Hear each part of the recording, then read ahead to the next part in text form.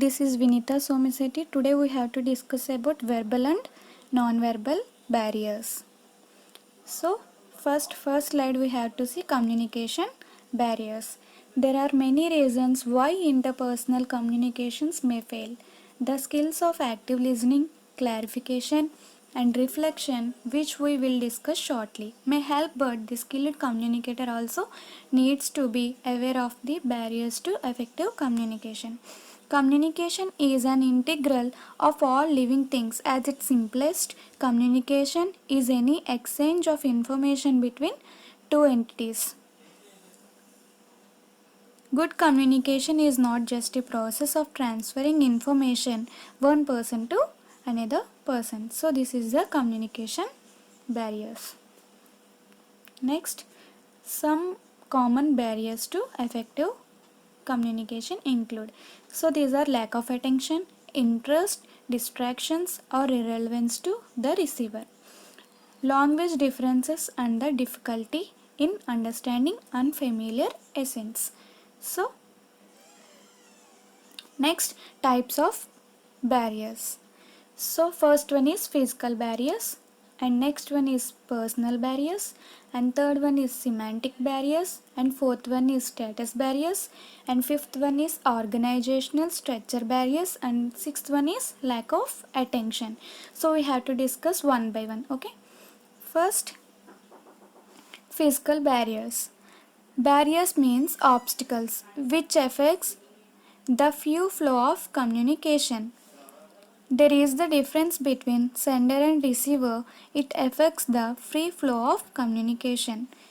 Next one is, so this is the physical barriers. Organizational environment or interior workspace design problems, technological problems and noise are the parts of physical barriers. Okay. And next one is personal barriers. The personal barriers relate to the factors that are personal to the sender and receiver and act as a communication. What is that communication process? Personal barriers means some of the important points is in which is in mind of sender as well as receiver. For example, pressure of time and etc. Next one is semantic barriers. What is that? Semantic barriers. This is the third barrier. What is that? Semantic barriers. The semantic barriers usually arise when the information is not in the simple language and contains those words or symbols that have multiple meanings.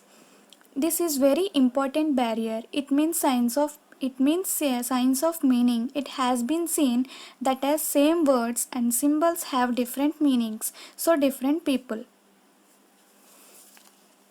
So this is the semantic barrier.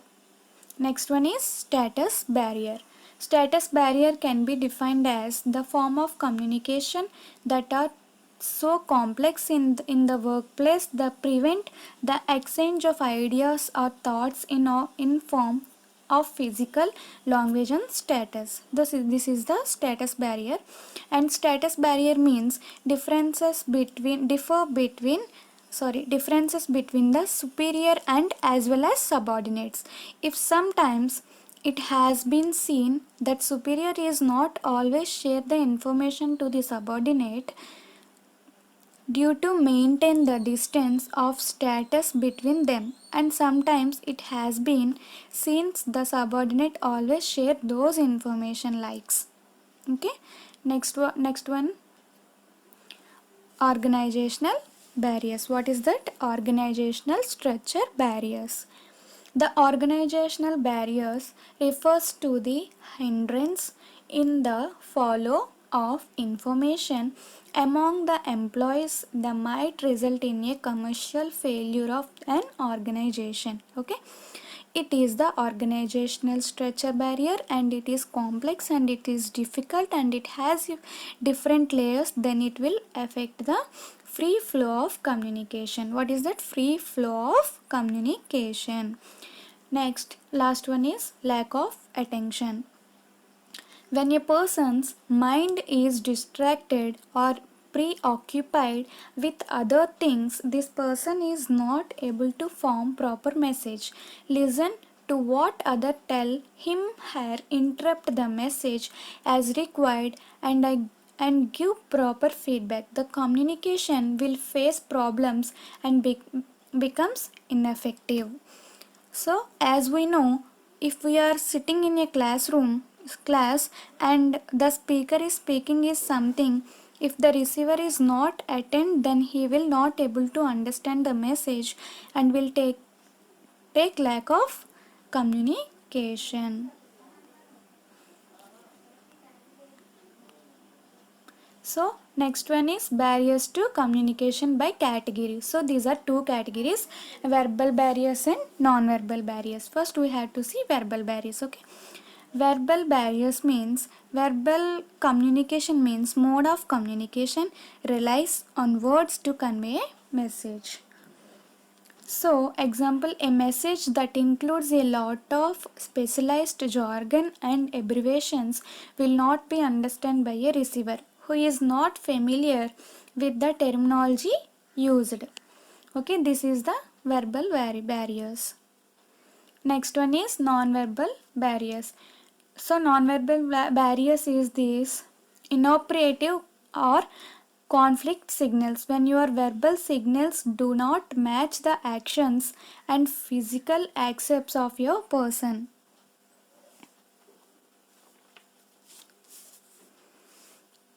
Next, differences in perceptions. How you understand the communicated message based on your experience with the sender.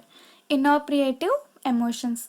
When a person brings emotions from the home to the school campus, excessive anger, shyness, lying, honesty, and prejudice. Next one is distractions.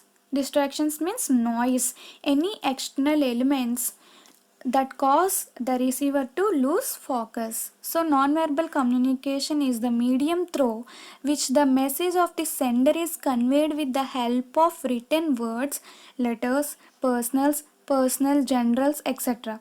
Non-verbal communication is a process of communication without using words or sounds. Non-verbal communication uses gestures, body language, facial expressions, eye contact, clothing, tone, and etc. So, this is the difference between verbal barriers and non-verbal barriers. Basis of comparison, meaning, advantage, chances of transmission of wrong message. So what is that meaning? Verbal barriers, the communication in which the sender uses words to transmit the message to the receiver is known as verbal barriers. So again, non-verbal barriers. So difference between verbal and non-verbal. So see this, the communication that takes place between sender and receiver with the use of signs and non-verbal communication. Okay, and next one is advantage. This message can be clearly understood and immediate feedback is possible. What is that? Immediate feedback is possible. Non-verbal barriers, helpful in understanding emotions, status, lifestyle, and feelings of the sender. Okay, chances of transmission of wrong message. Okay, verbal barriers is rarely happens, non-verbal barriers is happens most of the time. Okay, this is the difference between verbal and non-verbal barriers. And next one is question paper assessment, verbal and non-verbal barriers essay paper. This is the 20 marks question paper. Answer the all questions. Three questions carries each question carries 3 marks. 3 3s are 9 marks, so total 9 marks. This is first Roman. Okay, what is verbal barriers? Explain. So first, what is verbal barriers? So we have to write definition of verbal barriers and examples of verbal barriers and explain. Okay, what is, and second question is what is effective communication? Explain. So what is that effective communication? So we have to write effective communication and explain. Okay, 3. Third question, what are the types of effective communication? So second question is, what is that effective communication? What is effective communication? And third question is, what are the types of effective communication? Okay, that is the difference between second question and third question. Okay, next, second Roman is answer the following questions. So this is also 3 into 3, 9 marks, 3 each question 3 marks. And fourth question is, what is barriers to communication? So what is what? What is barrier to communication? We have to write what is barrier to communication. Next one is fifth question. Explain these physical barriers. Explain these physical barriers and status barriers.